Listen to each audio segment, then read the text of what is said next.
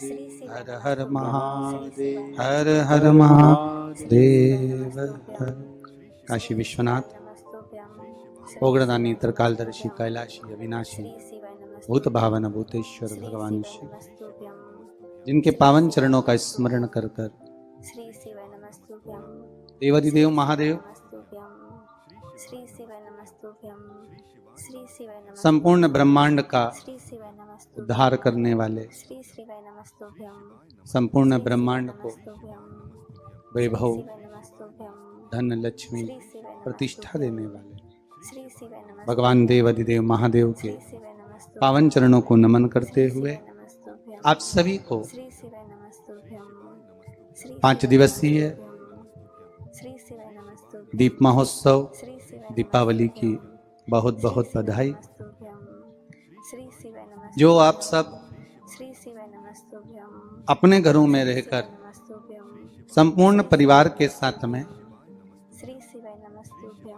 एक हिंदू धर्म को जागृत करने के लिए और अपने बच्चों को, परिवार को संस्कारित करने के लिए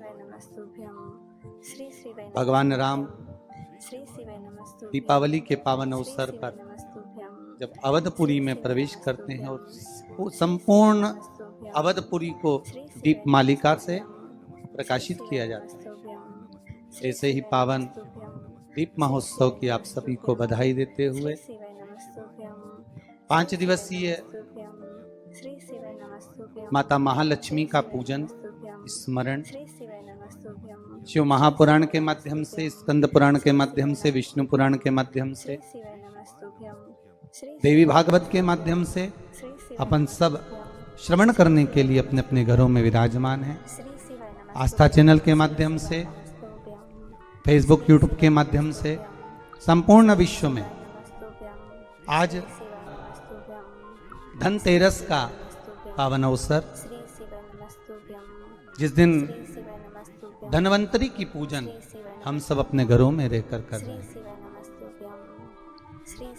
आपको पहले भी कथा में कहा, आज फिर कहने का मौका मिला है। स्वयं भगवान नारायण, भगवान विष्णु जो माता लक्ष्मी से स्नेह करते हैं, प्रेम रखते हैं, पर माता लक्ष्मी की माता ख्याति देवी जो भगवान शिव की परम उपासक है, भगवान शंकर की परम उपासक, शिव के स्मरण के बिना माता ख्याति एक क्षण नहीं दे पाती। हर पल, हर घड़ी, हर क्षण पंचाक्षर मंत्र का जाप करना, नमः शिवाय बोलना और भगवान शिव की आराधना में लगे रहना, भगवान शिव की आराधना में डूबे रहना। एक बार माता ख्याति के मन में ये भाव प्रकट हो गया कि मैं अगर लक्ष्मी का विवाह करूं तो देवादिदेव महादेव के साथ करूं, भगवान शंकर के साथ ब्याया जाए, भगवान शंकर के साथ में दिया जाए। तब एक दिन माता ख्याति संपूर्ण पूजन का साहित्य लेकर, पूजन की सामग्री लेकर माता ख्याति पहुंच गई बाबा देवादिदेव महादेव के शिवालय में। और भगवान शंकर के शिवालय में जाकर माता ख्याति ने भगवान शंकर की आराधना करी, पूजन करी। आज देवादिदेव महादेव को रिझाने के लिए माता ख्याति बैठ गई। आज धनवंतरी के दिन, धनतेरस के दिन आपसे भी निवेदन, अगर हम किसी लक्ष्य को पाना चाहते हैं, हम किसी लक्ष्य तक पहुंचना चाहते हैं, तो उस लक्ष्य तक पहुंचने के लिए ये नहीं कि हम थोड़ी देर के लिए बैठे, मंत्र जाप करा, स्मरण करा, या थोड़ा सा हमने इंटरव्यू दे दिया, थोड़ी परीक्षा दे दी और सोचा कि हम अच्छे नंबर से पास हो जाएं या उत्तीर्ण हो जाएं या हमारा जॉब लग जाए। उसके लिए संपूर्ण तरह से, हर तरह से हमें अपना कर्म करना ही पड़ेगा। अगर आज माता ख्याति लक्ष्मी जी को भगवान शिव को देना चाहती हैं, तो माता ख्याति आज साधना करने के लिए, शिव को रिझाने के लिए संपूर्ण पूजन साहित्य लेकर बैठ गई हैं भगवान शंकर को रिझाने के लिए। और देवादिदेव महादेव तो महादेव, वो भी इतनी जल्दी कहाँ रिझने वाले।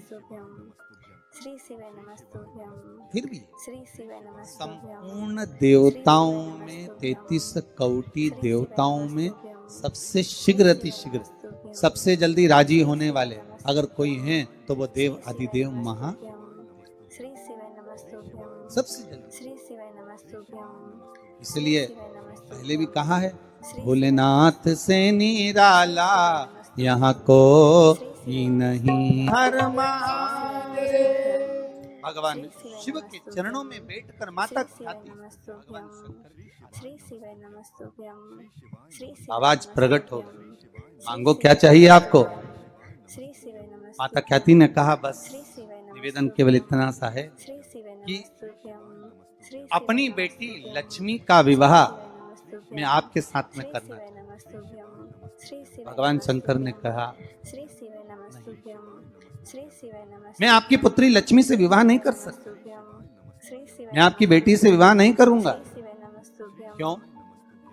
तुरंत माँ बार बार ख्याति देवी कह रही और बाबा मना कर देते हैं क्योंकि बाबा ने कहा ख्याति ओ माता ख्याति आपकी बेटी माता लक्ष्मी भगवान नारायण की श्री शिवाय नमस्तुभ्यं श्री शिवाय नमस्तुभ्यं श्री शिवाय नमस्तुभ्यं लक्ष्मी श्री शिवाय और नमस्तुभ्यं दरिद्रता श्री शिवाय नमस्तुभ्यं श्री ये दो अलग हैं, दोनों बहनें। श्री शिवाय नमस्तुभ्यं श्री शिवाय नमस्तुभ्यं श्री शिवाय लक्ष्मी भगवान विष्णु के साथ में बिहार रही हैं, शिवाय नमस्तुभ्यं श्री शिवाय दरिद्रता दुसाह मुनि के साथ में बिहार रही हैं। शिवाय नमस्तुभ्यं श्री शिवाय नमस्तुभ्यं शायद श्री शिवाय इसीलिए नमस्तुभ्यं हमारे हिंदू धर्म के अंतर्गत श्री शिवाय नमस्तुभ्यं माता लक्ष्मी का जहाँ पूजन होता है, माता लक्ष्मी की जहाँ आराधना होती है, वहाँ से दरिद्रता को बाहर श्री निकाल। शिवाय नमस्तुभ्यं श्री शिवाय नमस्तुभ्यं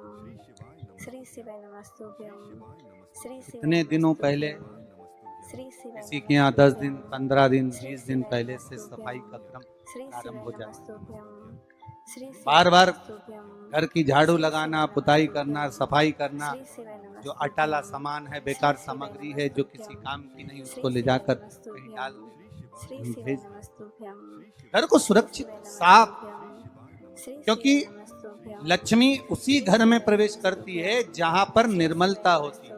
दरिद्रता वहीं प्रवेश करती है जहाँ आलस हो, बहुत सारा कबाड़ा जिसके यहाँ पड़ा हुआ हो, बहुत सारा फैलारा जहाँ पड़ा हुआ हो, झूठे बर्तन जहाँ पड़े हुए हों, झूठी सामग्री जहाँ पड़ी हुई हो, वहां पर दरिद्रता का प्रवेश हो जाए, श्री शिवाय नमस्तुभ्यं श्री शिवाय वहां दरिद्रता प्रवेश कर जाए। श्री शिवाय नमस्तुभ्यं लक्ष्मी का स्मरण श्री शिवाय नमस्तुभ्यं भगवान शिव कह रहे हैं ख्याति ओ माता ख्याति अगर आपको लक्ष्मी को देना है तो भगवान विष्णु को दीजिए, पर भगवान विष्णु को लक्ष्मी मिले। भगवान नारायण ने कहा मैं विवाह करने को तैयार हूँ, लक्ष्मी से विवाह करूं, पर बात केवल इतनी सी है कि लक्ष्मी मेरे चरणों में रहे। श्री शिवाय नमस्तुभ्यं श्री शिवाय नमस्तुभ्यं आप सबसे एक निवेदन करूं, श्री शिवाय नमस्तुभ्यं श्री शिवाय इस नमस्तुभ्यं धनतेरस के माध्यम श्री से शिवाय नमस्तुभ्यं जितने भी भारत भूमि के नमस्तुभ्यं आप आस्था चैनल पर नमस्तुभ्यं पूरे विश्व में जो कथा श्रवण कर रहे हैं, श्री शिवाय नमस्तुभ्यं धनवंतरी पूजन की, धनतेरस पूजन की, श्री शिवाय शिव द्वारा लक्ष्मी जी को मार्ग बताना और श्री शिवाय धनतेरस के दिन प्रत्येक जीव के घर में माता लक्ष्मी का पूजन। श्री शिवाय नमस्तुभ्यं श्री शिवाय नमस्तुभ्यं श्री शिवाय नमस्तुभ्यं श्री शिवाय नमस्तुभ्यं भगवान शिव स्वयं भगवान नारायण से कहते हैं कि आप लक्ष्मी को अपने चरणों में रखो। श्री शिवाय भगवान कहते हैं मैं रखने को तैयार हूँ, पर लक्ष्मी मेरे चरणों में रहे, जहाँ मैं हूँ वहाँ लक्ष्मी। महाराज श्री शिवाय नमस्तुभ्यं आप सबसे निवेदन है कि श्री शिवाय इतनी नमस्तुभ्यं निर्मलता रखोगे, श्री शिवाय नमस्तुभ्यं स्वच्छता रखोगे, श्री शिवाय इतना घर को साफ रखोगे, श्री शिवाय उतनी ही लक्ष्मी श्री आपके यहाँ शिवाय प्रवेश करेगी। नमस्तुभ्यं पर केवल श्री शिवाय घर की नमस्तुभ्यं सफाई से काम नहीं चलेगा। नमस्तुभ्यं शिव महापुराण की कथा कहती है घर की सफाई के साथ में मन की भी सफाई होना चाहिए। श्री शिवाय नमस्तुभ्यं काम, लोभ, आसक्ति, वासना, तृष्णा, श्री ये शिवाय सब नमस्तुभ्यं हमारे भीतर भरा हो श्री शिवाय और नमस्तुभ्यं हम सोचें कि भगवान हमारे घर में प्रवेश कर जाए तो श्री कैसे शिवाय नमस्तुभ्यं कहते हैं ना, श्री शिवाय हमने नमस्तुभ्यं आंगन नहीं श्री शिवाय नमस्तुभ्यं द्वारा कैसे आएंगे। श्री शिवाय नमस्तुभ्यं श्री शिवाय अब नमस्तुभ्यं तक गंदा पड़ा है द्वारा कैसे श्री शिवाय नमस्तुभ्यं श्री शिवाय नमस्तुभ्यं कैसे आएंगे हरि शिवाय नमस्तुभ्यं कैसे आएंगे हरि। शिवाय नमस्तुभ्यं अब तक गंदा पड़ा है द्वारा कैसे आएंगे। हम केवल घर की सफाई ना करें, हमारे भीतर जो अहंकार समाया हुआ है, हमारे भीतर जो काम समाया हुआ है, हमारे भीतर जो आसक्ति भरी हुई है, हमारे भीतर जो लोभ भरा हुआ है, तृष्णा भरी हुई है, तो हम उसको निकाल। धनतेरस की पूजन का सबसे बड़ा महत्व यही है। अगर हमारे पास में जो है, हमारे को जो भगवान भोलेनाथ ने दिया है, हमको जो नारायण ने दिया है, उसी के अनुसार हम भगवान की सेवा करें। धनतेरस ये नहीं कहती कि आपके पास में कुछ नहीं है तो आप कर्जा कर कर चांदी के बर्तन खरीद के लाओ। धनतेरस ये नहीं कहती कि आपके पास में कुछ नहीं है तो कर्जा कर कर आप सोने की अंगूठी बनवा कर लाओ। धनतेरस ये नहीं कहती कि आपके पास में कुछ नहीं है तो कुछ घर का ही सामान बेच कर हम दूसरी सामग्री लेकर जाए। नहीं नहीं नहीं, धनतेरस कभी नहीं कहती। माता लक्ष्मी की कथा, धनवंतरी की कथा नहीं कहती कि आप कर्जा लेकर अपने घर में फ्रिज लाएं, वॉशिंग मशीन लाएं, या सामान लाएं, या कपड़े लाएं, या वस्त्र लाएं, या आभूषण लाएं। कई लोगों ने धनतेरस के महत्व को बिगाड़ दिया। हमको धनतेरस के दिन सामान लेकर आना है, चांदी का बर्तन लेकर आना है, ये सामान लेकर आना है, वो सामान लेकर आना, लाओ ना नहीं है। धनतेरस का दिन ही है, धनवंतरी का दिवस ही है, क्योंकि धनवंतरी देव जब मंथन के समय पर प्रकट हुए थे, महाराज शरद पूर्णिमा के दिन जब मंथन हुआ था तो उसमें चंद्र प्रकट। मंथन का क्रम प्रारंभ हुआ, कार्तिक की द्वादशी के दिन जो मंथन हुआ उसमें कामधेनु गाय प्रकट हुई और मंथन प्रकट हुआ। त्रयोदशी आई, धनवंतरी देव प्रकट हो गए, जिनके एक हाथ में शंख है, दूसरे हाथ में चक्र है, तीसरे हाथ में सुंदर औषधि है और चौथे हाथ में सुंदर अमृत का कलश है। स्वयं धनवंतरी देव प्रकट होते। और ये धनवंतरी है कौन? भगवान विष्णु का ही एक अंश।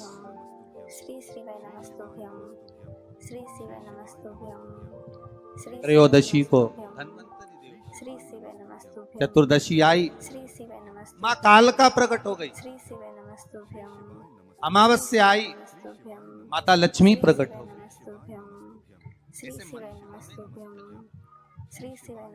पर धनवंतरी के हाथ में अमृत कलश है। इसलिए हमारे यहाँ हिंदू धर्म में ये रीति रही है कि धनतेरस के दिन कोई सामग्री खरीदी जाती है, पीतल की, तांबे की, कोई वस्तु। आज का समय का जो फैशन बढ़ता गया तो कहा साहब चांदी के बर्तन खरीदना, चांदी का सामान खरीदना जरूरी है, सोने का पात्र, सोने की वस्तु खरीदना जरूरी है, ये सामग्री खरीदना। तो यहाँ शास्त्र नहीं कह रहा कि महाराज इतने महंगे महंगे पदार्थ खरीदो और घर में कर्जा कर लो। शास्त्र तो यह कहता है कि धनवंतरी की पूजन करना है आपको। अगर आप एक सामग्री भी लेकर आ रहे हैं तो उसमें आपका भाव जुड़ा होना चाहिए, कर्जा नहीं जुड़ा होना।